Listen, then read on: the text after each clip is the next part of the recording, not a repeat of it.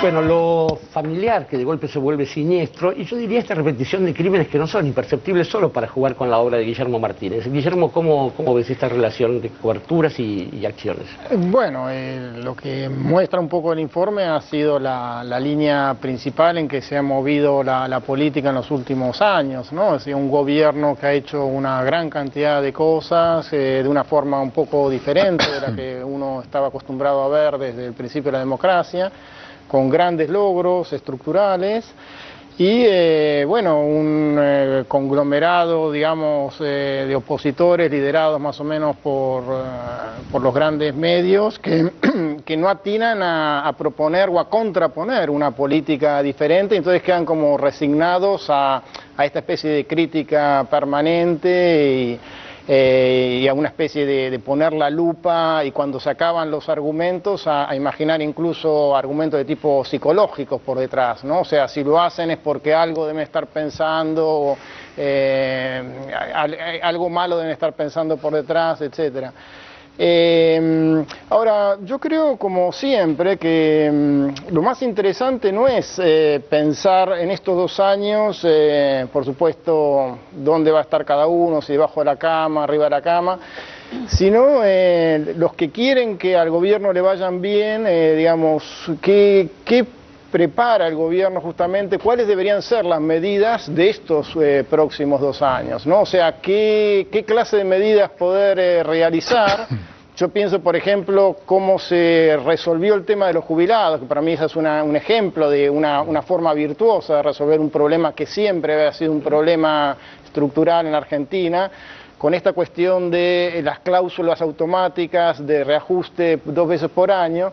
Imagino otros problemas que todavía están pendientes, como el tema de la vivienda, o sea, temas que todavía yo creo que el gobierno puede dar hacia adelante y que puede encontrar las herramientas para que queden a futuro, ¿no? A mí me preocupa justamente, creo que a todos, ¿qué puede pasar si este proyecto se agota en estos 2 años, ¿no? Entonces me parece que uno de los problemas fundamentales es cómo lograr una transición, que este proyecto pueda continuar y pueda profundizarse sobre todo, ¿no? En las cosas que todavía no ha hecho. Esa creo que tiene que ser la mayor preocupación, porque la oposición hasta ahora ha demostrado que no tiene una especie de plan de reemplazo, ¿no? O sea, es posible que logren ganar las próximas elecciones por una situación de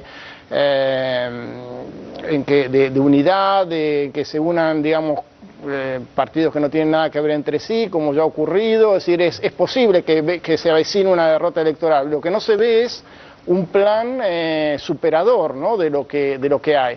Lo que sí se ve venir, creo yo, es la posibilidad de que volvamos atrás en una cantidad de cosas.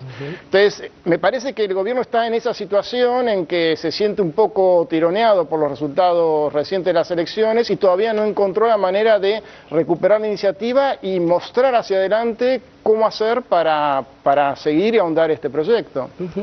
Bueno, Guillermo Martínez suele ser claro y redondeador de estas cosas, sin miedo. Ariel Colombo, doctor Ariel Colombo, ¿cómo ves esta interlocución entre un gobierno que hace y dice y una oposición que, bueno, los medios que le contestan? A mí, que más que el contenido del informe, me interesa mucho la reiteración de este tipo de informes.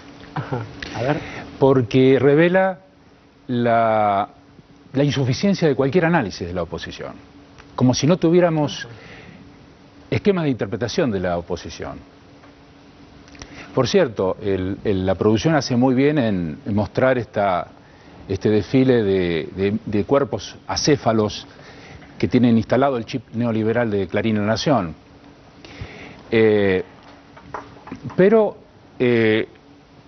no es absolutamente pertinente hacerlo, porque detrás de esa infinita vacuidad de los opositores políticos y periodísticos, lo que hay es un negacionismo fuertemente autoritario, o que supone, o implícitamente es una actitud fuertemente autoritaria.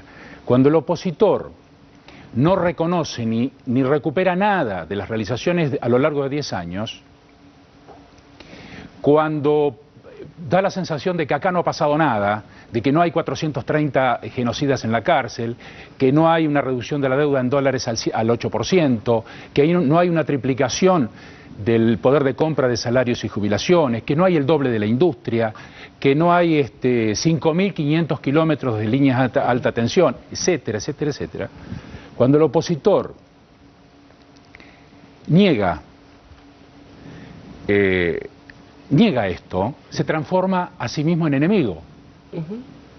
Porque disuelve la memoria, disuelve el imaginario y sobre todas las cosas no construye una historia, un relato sobre su propia trayectoria. No aparece un relato acerca de la historia de su propia dignidad, con lo cual hay una disolución del pasado y del presente en la oposición que quiere someternos a un presente perpetuo, ¿no? Y esto, discúlpame, esto se traduce en una oposición que oscila esquizofrénicamente entre un pensamiento desiderativo a la presidenta no va a terminar el mandato, y un pensamiento decididamente desestabilizador que dice a esta hay que bajarla, la presidenta debe ser gobernada. Ahora bien, digamos, este obstruccionismo sistemático no es irracional.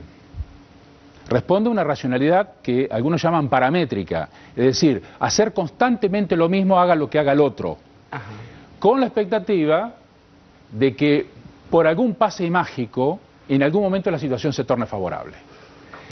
Esta condición de enemigo a la que los opositores se colocan a sí mismos me hace acordar a una frase de Julian Assange en un libro reciente, de enemigos.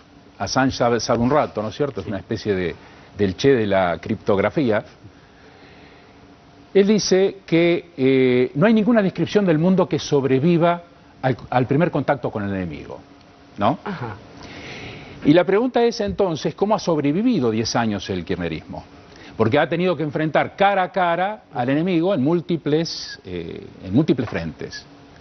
Y la pregunta es, ¿a qué racionalidad recurrió para poder desarrollar esta carrera de obstáculos que ha sido la década ganada, ¿no? Y es la racionalidad exactamente opuesta a la opositora, que es una racionalidad estratégica que no recurre ni al debate ni a la argumentación, porque el debate con la oposición es imposible, no puede ni se debe debatir con la oposición, que se asume como enemigo. Y esta racionalidad estratégica, que tiene mucho que ver con el realismo al que se suele referir Eduardo Moca cuando alude a los clásicos de la política como Maquiavelo, remite a una inteligencia que consiste en no sobreestimar ni subestimar al adversario. Y ha actuado pragmáticamente el gobierno frente a las coyunturas, tratando de anticipar esas reacciones sin sobreestimarlas y sin subestimarlas. Cuando las sobreestimó, perdió la iniciativa, como en el último periodo del mandato de Néstor. Y hace poco, por subestimar las reacciones de los adversarios, tuvimos una derrota con el Consejo de la Magistratura. El proyecto de elección popular del Consejo de la Magistratura, en vez de ser girado por el gobierno al movimiento de justicia legítima para que lo madurara, lo procesara, lo consensuara, lo extendiera por toda la sociedad civil, lo mandó atropelladamente al Congreso. Permitime con esto termino. Y la Corte Suprema de Justicia se dio el lujo, como encarnadura del liberalismo, que es la última defensa del capitalismo en la Constitución Nacional, como veto contramayoritario, se dio el lujo de declarar inconstitucional al propio principio de la soberanía popular, ¿cierto? Es decir, que declaró ilegal su propio origen político. Para finalizar, este obstruccionismo en la lógica de la opositora tiene el riesgo para el gobierno, para nosotros, de que ante la ausencia de debate la reflexión se torne reflejo y quedemos enganchados en las agendas opositoras, como ocurrió con el tema, como está ocurriendo con el tema seguridad, ¿no? Con una con agendas de Nación y Clarín que sí que no tienen pasado ni futuro, porque el pasado es de complicidad con el genocidio, claro. Y el futuro es inconfesable, porque el futuro para la Nación y Clarín es delegar delegar el porvenir de la sociedad al mercado y a la embajada norteamericana. Para ser un tipo que se pone nervioso, tengo que pararlo con toalla mojada, querido Ariel.